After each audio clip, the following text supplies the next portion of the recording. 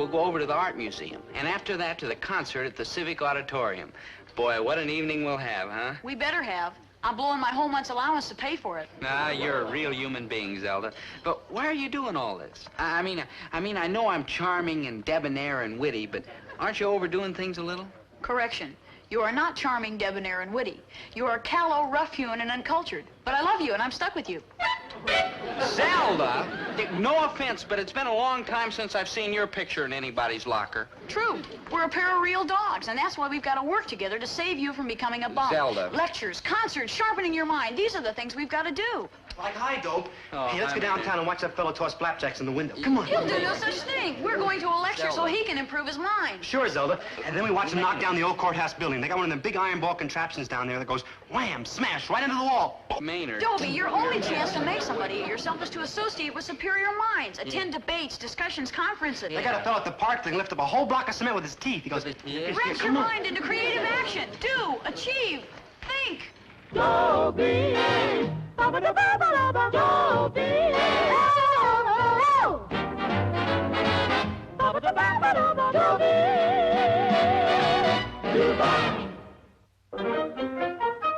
So what's wrong with being a good, loyal friend? I mean, girls and shows and parties are a dime a dozen. But a friend like Maynard comes along only once in a lifetime. Just my luck, it has to be my lifetime.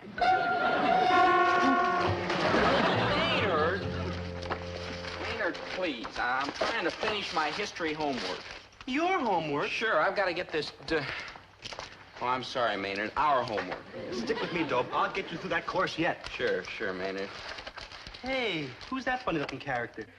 Oh, it's a picture of one of the statues they build in those European cathedrals. They're called gargoyles. Oh, no, Dope. Gargoyles, them fancy checkered socks some fellas wear. Maynard, those are argyles. This is a gargoyle, this creepy, spooky-looking, bug-eyed monster. Hi-ho, chaps. Oh, hi, Chatsworth. Like, hi, Chatsy. The name, you low-born ragamuffin, is Chatsworth Osborne, Jr. I was named after my father. Oh, what's his name? I say, Gillis, baby, are you still interested in playing tennis at the North Shore Golf, Tennis, and Coupon Clipping Club? Boy, am I. Well, good. Yesterday, between sets, I ordered the membership committee to consider your application for use of the court. Gee, thanks, Chatsworth. Do you really think they'll take me in? Of course. I told them that although you spring from peasant stock, it is sturdy, honest peasant stock. So naturally, on my say-so, you will be accepted forthwith. Chatsworth, you're a truly great American. Yes, I am, rather. You're 100%, Chatsy. We're gonna get a kick out of playing over there. Mm-hmm. We? Yeah, they threw me off them public courts. Something about my clothes. Oh, boy, yeah, like... Or, Gillis, baby, does this unkempt oaf actually expect to join in our games and sports? Like, ping. Well, you see, Maynard kind of goes where I go. Yeah, I stick to him like glue. He's not much trouble, honest. Like, smash. Gillis, baby, I must add that the membership committee hasn't quite made up its mind yet. And it may never. Like, slam. Chatsworth? Like, slam.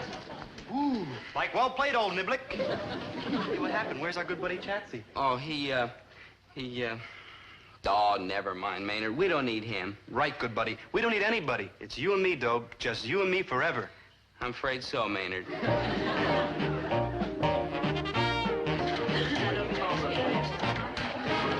day, class.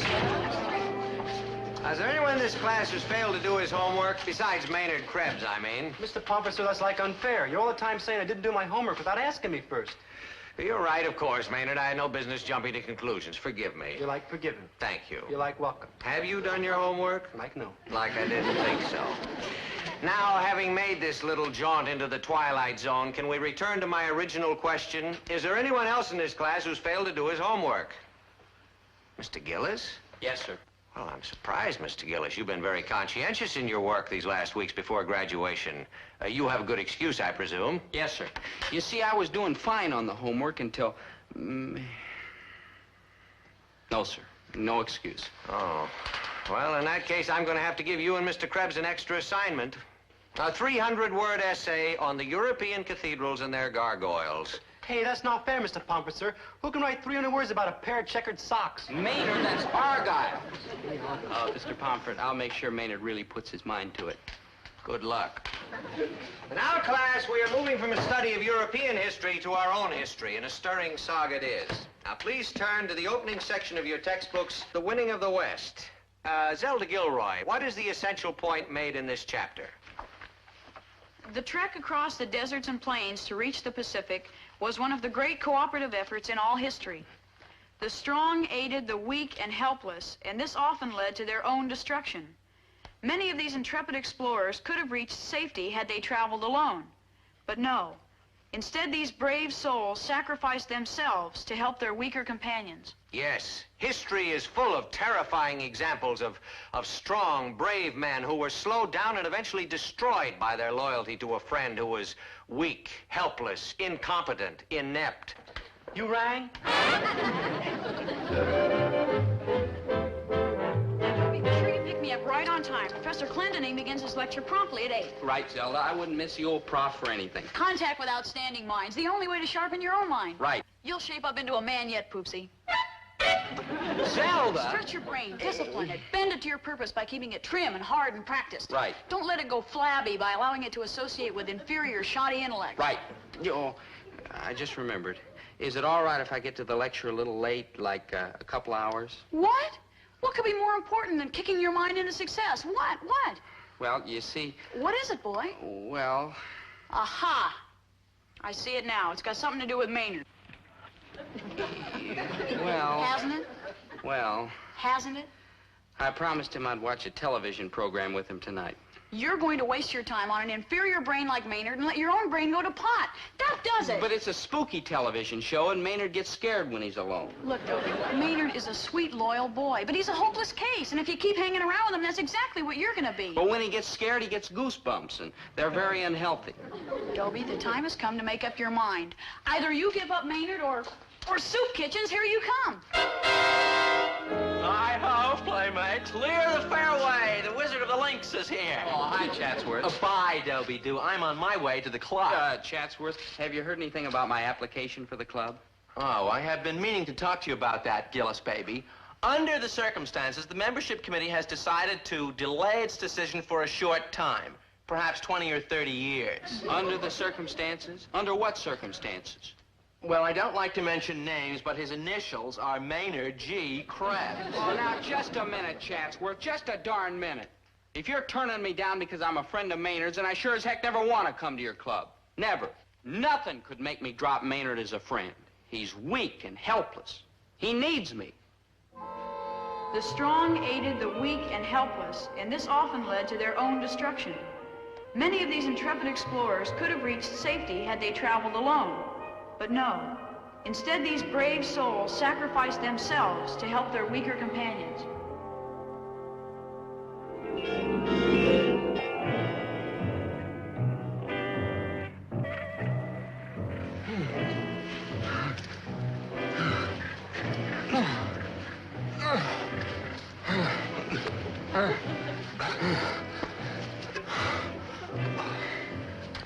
Mush on, good buddy. You can make it alone across this like arid desert and great plains without helpless, hopeless, incompetent, inept me. Oh, I'll never leave you, Maynard. Here, there's a few drops left in my canteen. You gotta go along without me, dear friend, or you will suffer the same fate as them other insipid pioneers. Maynard, that's intrepid. Yeah, intrepid. Here, you've got to drink it. No, dear friend, you've got to drink it. Go ahead. No.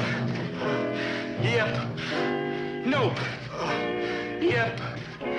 No. Yep. No. Nope.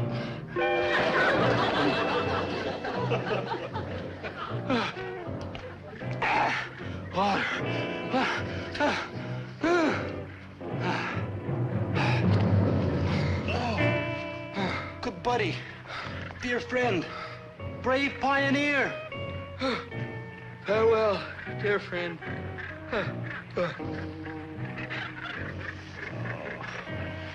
He would have made it without me. Oh, what a no-good brat am I. What a no-good rat am I. Oh, what a no-good rat am I.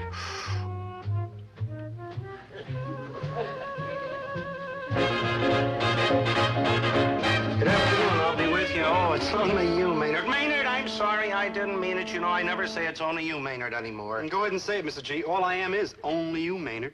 You mean you want me to say it's only you, Maynard? Sure. Sure? I like insist. Okay. Oh, it's... No, I can't go through with it. Dobie ain't home yet. Grab yourself a handful of donuts and sit down someplace. A small handful. I don't want to talk to Dobie, Mr. G. I want to, talk to you. Like me? Yeah. Like, what's Dobie done? What kind of trouble's he in now? Oh, it ain't nothing like that. I want to talk to you, Mr. G, because you're a man of the world. Aren't you? Well, yes. I mean, you've been around. Well, yes. And you know the answers to a lot of things. Well, yes. So I want to ask your advice. Well, no. You gotta listen to me, Mr. G. It's like a matter of life and death. Oh? Or maybe both. Okay, shoot. I'm used to listening. I'm married. I want to ask you advice about these two cats, see? You they're and like Dobie? friends. Me and Dobie? No, not me and Dobie. No. See, they're not exactly real people. And they're not exactly real people, huh? No, it's like a made-up story. You know what they call a hypocritical case. Maynard, that's hypothetical, I think. Yeah, a hypothetical, I think. Yeah, well, anyhow, one of these hypothetical, I think, cats is like clean-cut, lovable, and upstanding. Check. And the other fella's kind of ragged, draggy, and ill-couth. Check. He's not real ill-couth, just kind of ill-couth. He's not all bad, this other fella. He's got a good heart, and he's loyal and trustworthy. But this ill-couth fella, he's kind of a drag on the clean-cut, lovable, upstanding cat. I mean, he's like, keeps him from moving up in the world like he ought to. I mean, he like holds him down like an anchor because he's weak and helpless. The low-down rat? Yeah, the low-down rat. A guy like that is a disgrace. Like right. There ought to be a law against him. Like right. He ought to be punched in the nose and run out of town. Like right. Like right? Like right. But what if this ill-couth fella... Let's just call him the slob. Good thinking. But what if a slob gives up the clean-cut, lovable... Let's just call him our hero, huh? Good thinking. Mm-hmm. Now, where were we? We were right where the slob was going to give up our clean, upstanding young hero. Yeah. Yeah, what? What if he did? Did what? Gave him up. Gave who up? The slob. That would be the most wonderful thing this ill-couth slob could do, and would prove that underneath that rough exterior beat a heart as big as all outdoors. Yeah. It's like in that old movie I saw on television the other night, see? Betty Grable and Dan Daly, and they're a dancing act, see? Well, she's really got the stuff to go places, but he's just kind of a fair to middling hoofer. And they do this dance together, see? And he kind of goes... But when she does it, oh, man, she really puts it out there for him. She goes like this, see? Oh, and he knows that she's head and shoulders over him, see? So he wants her to leave him so that she can become a big star with her name up in lights on Broadway. You're right, Mr. G. Always willing to lend a helping hand. Now I know what to tell my hypothetical, I think, cat. Mm-hmm. There's just one road to take. Just one. Maynard, take that road over there. That road leads to the trash cans in the alley. You're all heart, Mr. G. Oh, if I'd only known what peculiar things were going on behind my back. Boy, I mean, Maynard was cooking up a scheme. And when Maynard starts to cook, everybody winds up in the soup. Dobe, if you don't leave me behind and, like, zoom onwards and upwards in this world, I'm gonna hold my breath. Maynard, what's the matter with you? And when I hold my breath, I turn purple. Maynard. I don't mean just red. Anybody can turn red. I turn purple. Maynard, cut that out. I'm not going to give you up under any circumstances. You're my friend, and I'm stuck with you. Gonna stick with you. Dobe, you're always doing things for me, and I never do nothing for you. That isn't true. You do plenty of things for me. Name one.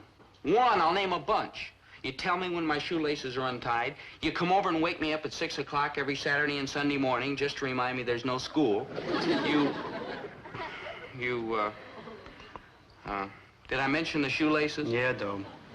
All right, so you don't do too much for him. A man doesn't pick his friends because they do things for him.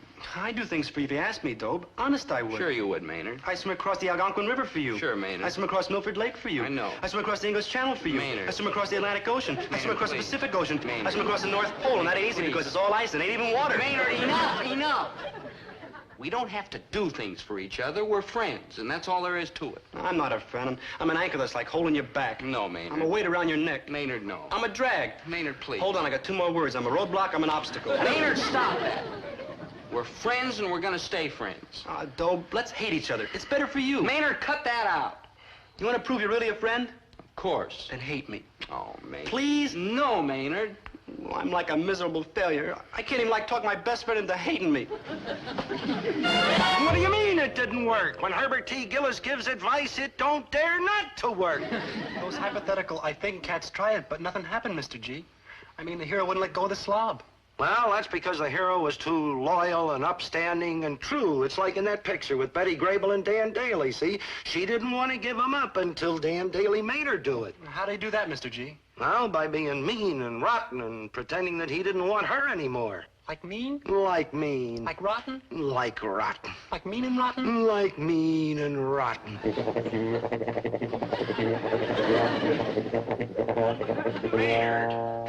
Maynard, you were supposed to meet me before class so we could do your history homework. Like flake off, Square. Now, flake off, Square? You heard me, Cube. You're like too oblong from me. Maynard, what kind of a crazy stunt is this? Now, come on, let's get that work done. Oh, your mother listens to Lawrence Welk This- records. Maynard, Man, I'm like fed up with hanging around with a cat that ain't got like a single sweatshirt to his name. Maynard, stop this. Now, look. Oh, cut out, Junior. I got like no time to waste on a cat like you that ain't with it. Maynard. Look, like zoom off, boy, huh? Maynard, will you quit behaving like this? Good day, class. Now, we got a lot of ground to cover today. We've got a lot of ground to... We had a lot of ground to cover today. Anyway, let's get started at once. Maynard Krebs, who was the famous patriot who said, "I regret I have but one life to give for my country"? And don't try to get help from Dobie. From who? From your friend, Dobie Gillis. He ain't no friend of mine. I mean, I got better friends than square oddballs like him. I mean, man, who needs a creep like that? Maynard? Will the real Maynard G Krebs please stand up? That's me, Maynard G Krebs. I pick my own friends, and he sure ain't one of them. Truly, we live in a time of change. Ever heard of togetherness? Well, Maynard was out to prove that it's as obsolete as the horse and buggy. And he darn near convinced me.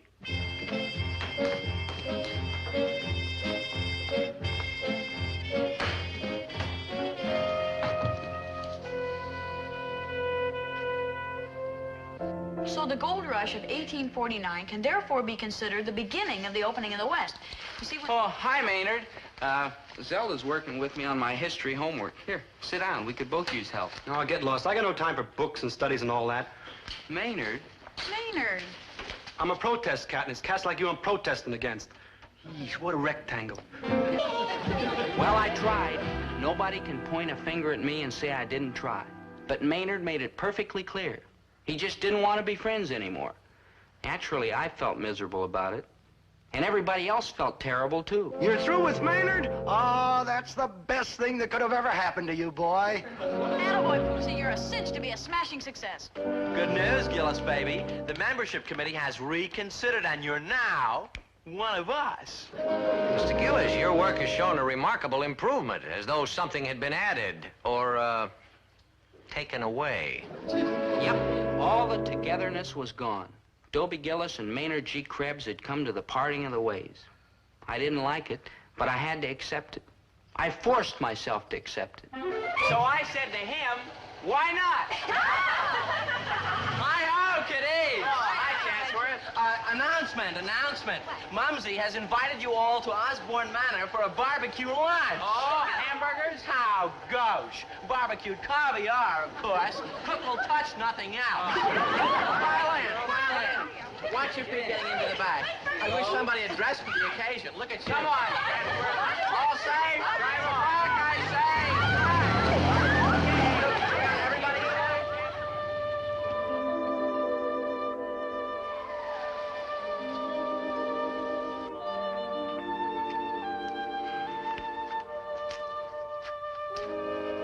Hey, that's where Dobie sits. Yeah. Man, I wish he was here now. Because I'd say... Like, hi, good buddy. Oh, me? Oh, I've been great. Just great. Who am I kidding? I've been miserable without you, Dobe.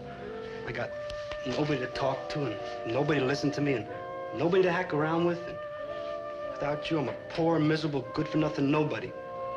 Why'd you have to do it, Dobe? I mean, sure, I know you have to, like, move onwards and upwards, and I'll probably, like, move downwards and outwards. But you shouldn't have listened to me. You should have known I'd be a miserable nothing without you. Running around all alone like a Poor, lonely wafer? Yeah, waif. I mean, it just don't seem fair for a fellow to suffer like I've been suffering since we ain't been friends no more. Gee, Dobe, why'd you have to do it?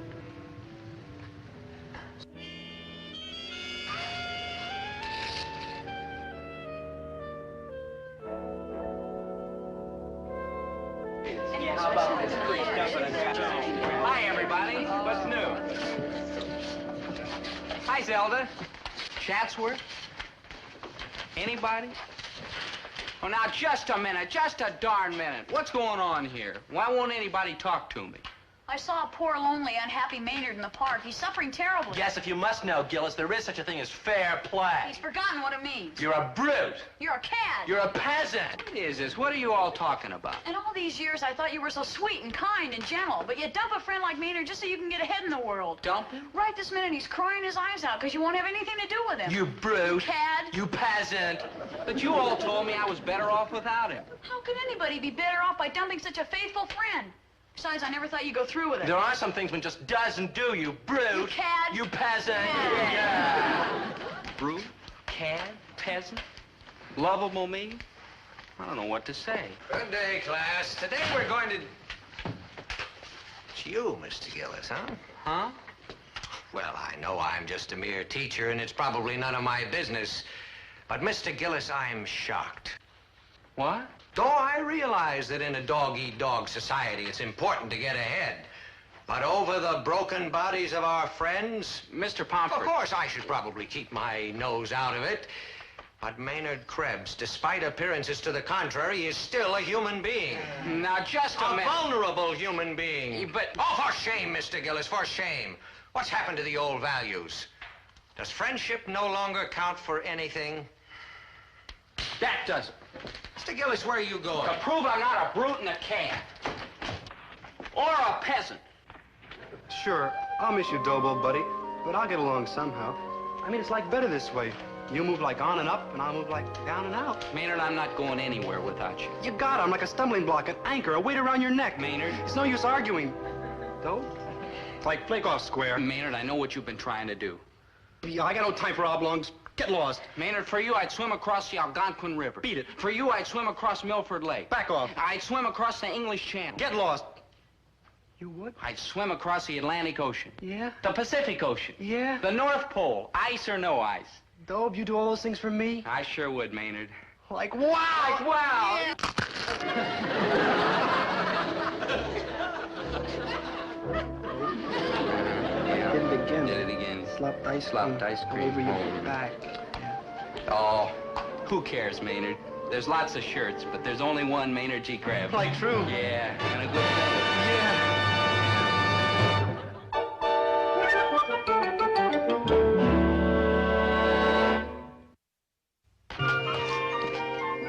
Hi, Dad. Beautiful day, huh? Dad, what's the matter? And again. Dad, what is it? Are you mad at me for something? Tell me. Yeah, and I'll tell you what I'm mad about. I heard the way you've been kicking that poor slob Maynard around. It's all over town. Dad. I raised my boy to be clean and upstanding and true. And here you are, Dad. kicking him all over just because he's such a crumb of character. Dad, I'm listen. ashamed that you should do such a thing, no matter how big a creep he is. Dad, Maynard and I are back together. We're friends again. Nobody deserves to be booted. You and Maynard are friends again? Right, just like before. Oh, I'm glad to hear that, boy. You'll never regret that. Uh-huh. You know there's such a thing as being you mean Maynard's gonna be hanging around here night and day again? Everything will be Filching just like apples, before. sneaking donuts, scaring the customers. Dad. Is that any Wait. way to treat your dear old loyal dad, dragging in that tacky, run-down, spooky lunkhead? You rang? Like I'm Deacon, I have a donut. Now, wait, they're going up. They're putting me out. They're eating me out of hospital. Everything.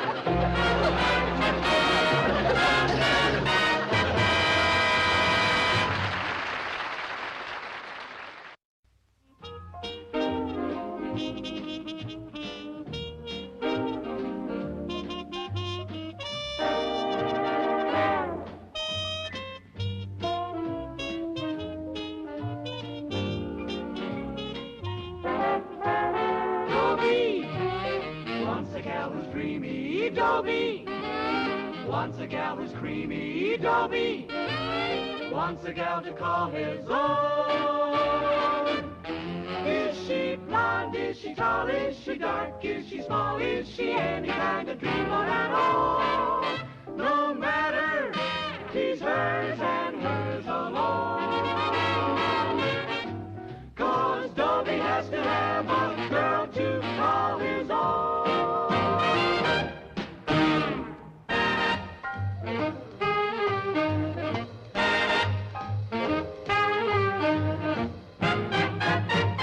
Dobie